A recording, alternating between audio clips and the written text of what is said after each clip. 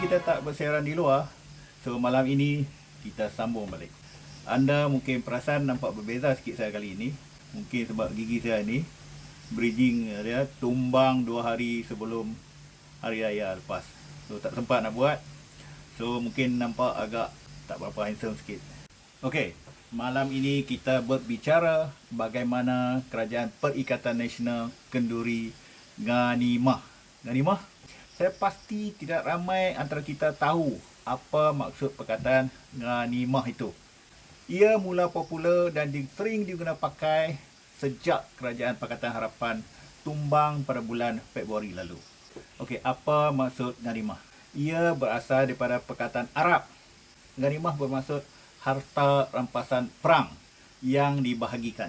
Dicantum dengan bahasa Kedah, pakat bedak. Bedak yang bermakna ambil habuan masing-masing. So, jadilah bedak ghanimah untuk Kerajaan Perikatan Nasional, iaitu habuan jawatan masing-masing. Setelah lebih daripada 2 bulan Perikatan Nasional mengambil alih kerajaan daripada Pakatan Harapan, saban hari kita terbaca berita anggota gabungan PN ini dilantik ke dalam syarikat berkaitan kerajaan dan agensi kerajaan, serta jawatan diplomatik yang diwujudkan untuk ahli parlimen mereka. Sebelum ini, kebanyakan jawatan ini diisi oleh golongan teknokrat. Ini membayangkan seolah-olah politik dan bukannya merit yang menjadi pertimbangan utama pentadbiran Kerajaan Perikatan Nasional sekarang.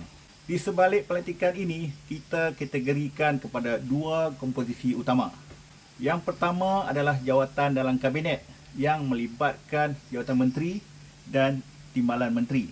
Komposisi kedua melibatkan pelantikan ketua JLC, agensi-agensi kerajaan, lembaga pengarah dan juga duta-duta khas. Ulasan saya ini berdasarkan kepada jumlah kerusi semasa sidang Dewan Rakyat pada 18 Mei lalu, yang mana Perikatan Nasional sebagai blok kerajaan mempunyai 114 kerusi berbanding dengan Pakatan Harapan beserta MP lain yang mempunyai 108 kerusi. Saya tidak ingin memperkatakan secara detail untuk komposisi pertama, sebab ianya telah dijelaskan dalam video saya terdahulu yang bertajuk Kabinet PN8 Senarai Lengkap. Berbalik kepada komposisi kedua yang melibatkan pelantikan ahli parlimen ke dalam agensi kerajaan, GLC, badan-badan dan duta khas. Jawatan ini lazimnya diiringi gaji, manfaat dan paling utama sumber kewangan untuk mereka. Manakala dalam senarai yang ketiga pula, kita akan tengok ahli parlimen yang tidak dilantik dalam apa-apa jawatan dalam Kerajaan Perikatan Nasional. Daripada kiraan yang dibuat oleh Malaysia Kini sehingga 22 Mei, berikut adalah senarai ahli parlimen mereka yang dilantik di dalam komposisi kedua ini.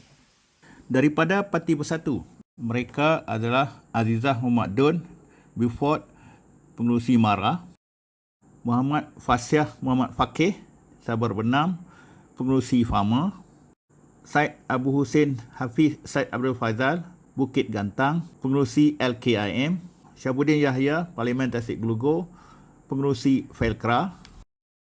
Manakala ahli Parlimen PAS yang dilantik ialah Abdul Hadi Awang daripada Marang, dilantik Duta Khas ke Timur Tengah. Ahmad Fazli Syari, Pasir Mas, dilantik Pengerusi PTPK. Nik Abdul Nik Aziz Bacok dilantik sebagai Pengerusi Kesedar. Wan Hassan Muhammad Ramli, Parlimen Dungun, dilantik Pengerusi SPAN. Syahari Zulkarnain Abdul Kadir, Parlimen Setiu, dilantik Pengerusi Tekun. Nik Muhammad Zawawi Saleh, Pasir Putih, dilantik Pengerusi Lembaga Pertubuhan Peladang. Cik Alias Hamid Kemaman, dilantik Pengerusi Lembaga Pelabuhan Kemaman. Dan ahli-ahli Parlimen Sarawak pula yang dilantik ialah Luka Nisman Awang Sauni, Sibuti sebagai Pengerusi SEDA. Yusof Abdul Wahab Tanjung Manis, dilantik Pengerusi CIDB. Robert Lawson Chuat, Parlimen Bentong, dilantik Pengerusi Bintulu Port Authority. Ahmad Joni Zawawi Igan, dilantik Pengerusi Bukan Eksekutif IWK. Tiong King Sing daripada Bintulu dilantik Duta Khas ke China. Ayi Angau daripada Parlimen Baram dilantik Pengerusi Malaysian Coca Board. Wilson Unggak Kumbong daripada Hulu Rajang dilantik Pengerusi NIOS. Richard Riot daripada Parlimen Serian dilantik Duta Khas ke Asia Timur. Manakala ahli Parlimen UMNO pula, Ahmad Jadlan Yaakob daripada Parlimen Machang dilantik Pengerusi MPOB. Muhammad Saleh Sharif daripada Jempol dilantik Pengerusi RISDA. Muhammad Alamin Parlimen Kimanis dilantik Pengerusi MyIPO. Mahathir Khalid daripada Padang Terap dilantik sebagai Pengerusi TNB.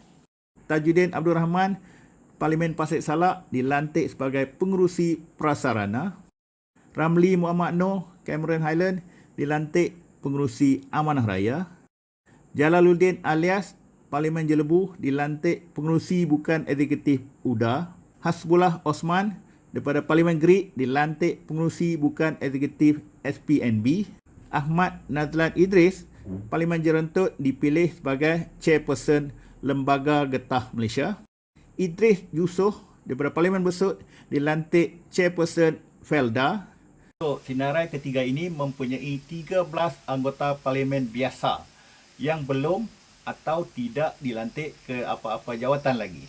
Ramai di antara mereka ini adalah ahli politik yang sangat senior dan berpengalaman. Tetapi kebanyakan mereka ini sedang berdepan dengan perbicaraan di mahkamah. Inilah 13 orang ahli parlimen biasa yang tiada jawatan. Syahidan Kasim, Arau. Abdul Aziz Abdul Rahim, Baling. Tengku Razali Hamzah, Gua Musang. Muhammad Nazri Abdul Aziz, Padang Rengas. Muhammad Niza Zakaria, Parlimen Parit. Ahmad Zahid Hamidi, Bagan Datuk. Muhammad Najib Abdul Razak, Pekan.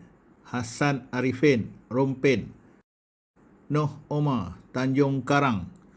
Tengku Adenan Tengku Mansur, Putrajaya.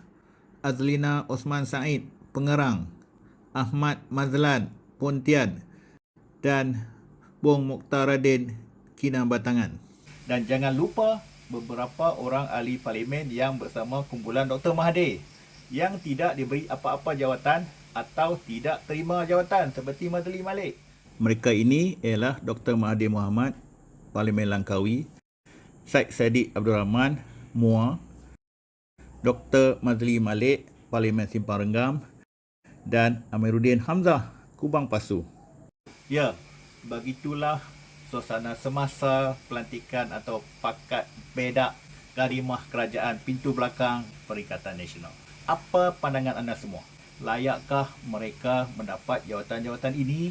Adakah ini normal biasa setiap kali kerajaan bertukar? Tulislah sesuatu di ruangan komen itu untuk dikongsi oleh kita semua. Yang belum subscribe channel saya, tekanlah butang di sebelah kanan itu.